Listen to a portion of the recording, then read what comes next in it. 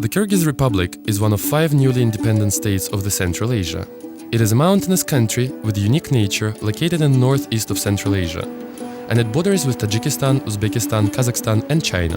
More than 94% of mountainous Kyrgyz Republic territory is located above 1,000 meters, which means it is prone to natural disasters. In the recent past, Kyrgyz Republic served as one of the USSR's most important sources of uranium and rare earth metals. The mining enterprises that extracted these materials left behind enormous amounts of industrial waste, including radioactive materials. Some 6,500 hectares of land in Kyrgyz Republic have been exposed to radioactive contamination.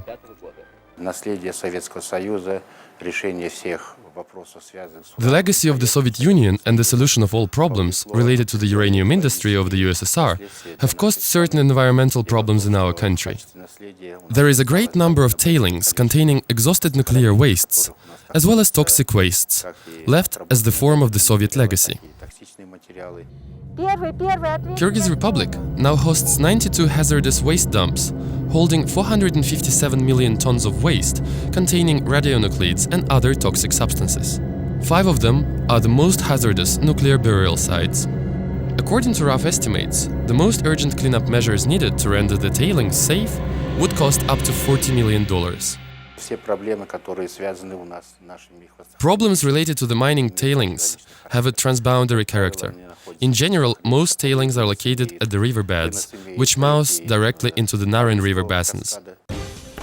The proximity of most of the tailings and waste dumps to the transboundary river basins, Naryn, Mailusu, Chu, Sumsar, is a significant factor affecting regional safety. In case of the outbreak of the radioactive hazardous wastes, there is a high risk of an ecological catastrophe that could potentially affect territories in Kyrgyz Republic, Kazakhstan, Tajikistan and Uzbekistan, with a total population of 5 million people. Nurjan lives in the Minkush village. The backyard of her barrack faces the tailings and the rural graveyard, where the whole kinsfolk of her husband are being buried, the father, the elder and younger brothers. Some people say that the radiation is the cause of their deaths. It seems like everyone has forgotten us. Even the legal documents state that it is prohibited and dangerous to live in the radiation zones. However, we live here and no one pays attention to us. The village was built in mid-1950s. The wooden lodges were raised hastily. The lofts and walls were winterized by the radioactive slag from the mining dumps. The inhabitants of this village, however, found out the truth only a half-century later. This incident has received the publicity only when the state committee has conducted the radiation measurements with a Geiger's counter. Nevertheless, afterwards, no one has explained anything to people living there. The number of the Minkush inhabitants decreases twice every summer. Everyone who does not have to take care of their kids or elders leave the village in search of jobs. The remaining inhabitants begin to store the coal for winter. Bakit pushes his wheelbarrow on this road almost every day. Aren't you afraid to be exposed to the uranium radiation? Uranium is everywhere here. Today Bakit has started a little bit earlier than usually, either because he had no classes or because he decided to do so. Soon the first shift will come to the end and the classmates will come to Bakit. Someone needs a pail of coal, someone needs a bag. All of them will go home together. It is far, but they won't be lost. There is only one road which goes by the demolished radioactive mine.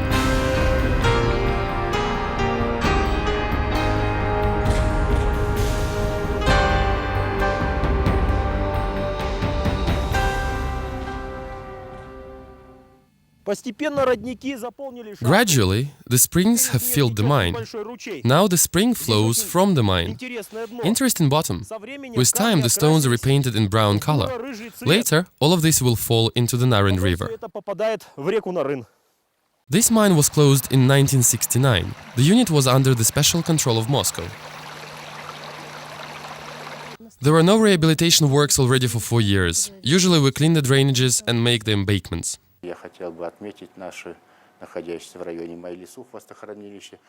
I would like to attract your attention to the Mailusu tailings. With the support of the international financial institutes and financial aid from the World Bank particularly, we were able to conduct a large project for the rehabilitation of this tailing. This is the first project which has undergone the rehabilitation works.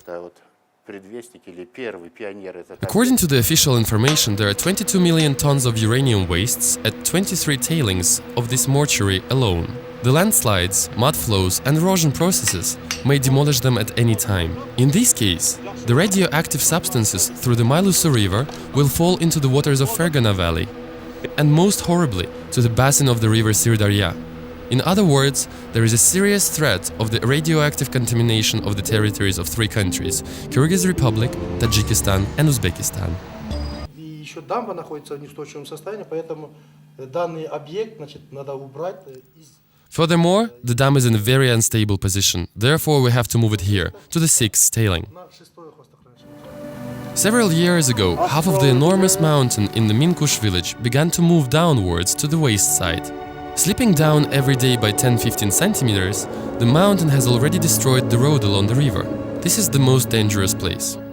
When this mountain will fully slide downwards and block the river, the water storage basin will wash away the tailings. As a result, the river will destroy the mountain, and the uranium wastes will travel across the entire Fergana Valley. The valley, the inhabitants of which are the citizens of Kyrgyz Republic, Tajikistan and Uzbekistan. There is a road built across the mountain to ease the transportation of the equipment in case of the emergency situation. However, not many people believe that this occurrence will save them from a catastrophe. Dilapidated uranium mines, uncovered tailings, radiation. According to the research of the American Blacksmith Institute, Mylusu is among the 10 most contaminated cities in the world. The water which everyone is afraid to drink, the houses in which everyone is afraid to sleep, empty streets. Kyrgyzstan, Minkush.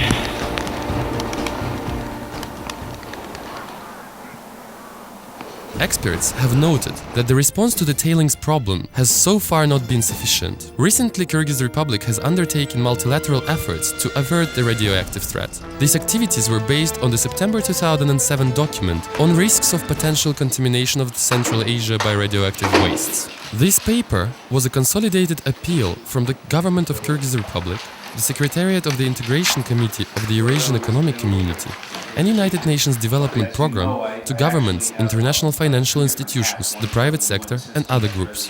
Furthermore, today the preparation of the high-level international forum is underway in the Kyrgyz Republic. The purpose of this forum is to attract attention of donors and governments of the neighboring countries to the resolution of this problem.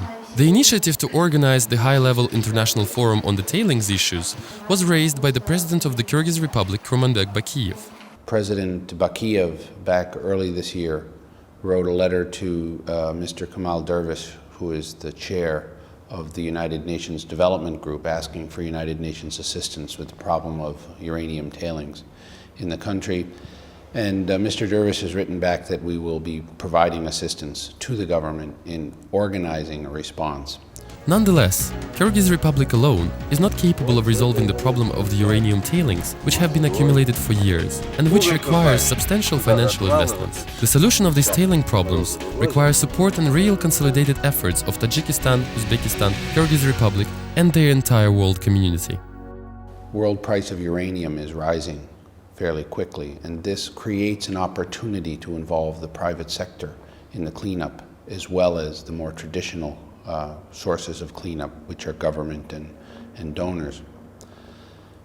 We also realize that there has been an enormous number of studies about this problem, an enormous number of conferences about this problem, but very little real action, very little real cleanup and improvement of people's lives around the problem. So this combination of how shall we say, this combination of circumstances has helped the United Nations to define its specific role. And what we would like to do is we would like to help the government to create a network of alliances, beginning with the private sector and continuing out through the relevant government ministries and through donors in the Western world as well as from Russia. The Kyrgyz government has stated that addressing the tailings problem is one of the country's highest priorities. In a recent meeting with Neil Walker, Igor Chudinov, Prime Minister of the Kyrgyz Republic, emphasized that the Kyrgyz government is open to all projects and suggestions on this issue. We believe that the government and the United Nations can help the private sector in this regard. So we believe that it's this alliance of private sector, government, and traditional donors and that can come together to actually achieve results and cleanup of the major uranium waste dumps in the country. And this will obviously then have direct impact on quality of lives for the people in the villages, but also throughout the Fergana. The tailings on the territory of Kyrgyz Republic are not just a national issue, but also a regional problem. Mitigating the risk of a radioactive ecological disaster will probably require the active involvement of international organizations, donors, the international community, and first and foremost, the countries of the region.